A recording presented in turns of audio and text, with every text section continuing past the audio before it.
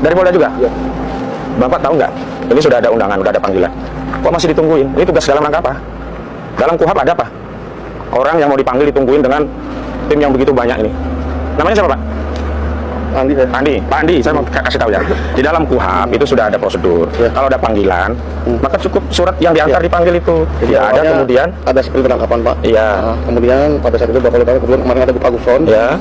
Yang mana pada saat kita penangkapan negosiasi beberapa kali 12 jam sampai dengan dipinta surat panggilan. Ya. Gitu. Nah, karena sudah ada surat panggilan, yang berlaku terakhir itu produk surat panggilan. Dan surat panggilan itulah yang kemudian menjadikan sarana klien kami untuk bersikap.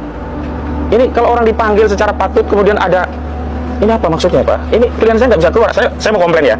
Kemarin sampai ada Grab aja mau masuk mau mesen makanan nggak bisa. Kita nggak tahu, Pak, kita di sini nggak sampai ke rumah. Ya mungkin yang lain. Ya, saya mau kasih tahu. Ya. Kita di sini kemarin aja lampu dimatiin. Nggak ada kita sampai nyentuh ke rumah. Pak. Ya kalau Bapak enggak. Yang semalam saya mau kasih tahu ya, lampu dimatiin, disorot-sorot, digedor-gedor. Kita nggak ada, Pak, sampai ke ini. Ya hari ini enggak, saya mau kasih tahu anggota Bapak yang lain.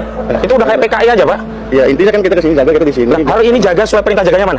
Kita ada surat perintah penangkapan. Bukan Pak. perintah jaga, kalau penangkapan kan sudah diganti. Nggak diganti, Pak. Sudah ada panggilan kita. Iya, tapi penangkapan masih berlaku, Pak. Masih berlaku, bagaimana ada dua surat yang berlaku? Kalau ada surat yang belakangan, surat belakangan ini yang berlaku. Nah ini kita mau diapain ini? Katanya dipanggil. Yang benar aja dong, KUHAP diatur. Di dalam KUHAP, kalau ada panggilan terhadap tersangka, ya panggilan itu yang akan dipenuhi. Ini coba, ini apaan ini? Resmob sini, Resmob di Palang ini, depan rumah klien kami.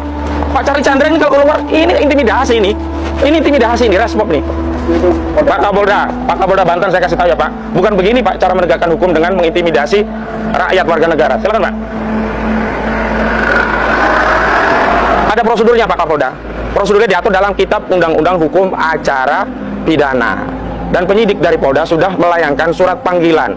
Nah, kalau sudah masuk ke surat panggilan, berarti kewajiban adalah berkaitan dengan panggilan tadi. Nggak ada kemudian panggilan kemudian ini kayak teroris saja. Terus terang saya komplain nih, Pak, merasa terintimidasi saya.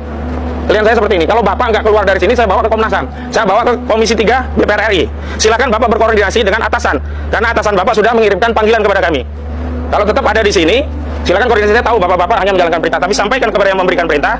Ini kalau tidak segera steril karena sudah ada panggilan, Bapak-Bapak, institusi Bapak-Bapak, saya bawa ke Komisi 3. Saya bawa ke Komnas HAM. Dan saya perlu kasih tahu ke Bapak-Bapak. Saya kasih tahu ya, klien kami terintimidasi. Anak mau sekolah juga nanti ini menjadi terhalang. Dipalang mobil di depannya, itu mobil orang nggak bisa keluar. Kemudian apa? Di dalam itu ada orang udah 82 tahun, udah tua. Masa tega sih? Ini kan laporannya dari Agung Sedayu, dari Aguan, dari si Wanas Alaidit. Sudah segitukah polisi ini mau melayani Aguan gitu loh? Ini korban, tanahnya dirampas. Kalau memang ini prosesnya proses hukum, masih ada proses hukum perdata. Di Permen nomor 1 tahun 1956 diatur apabila ada sengketa keperdataan beririsan dengan pidana, maka perdatanya didahulukan.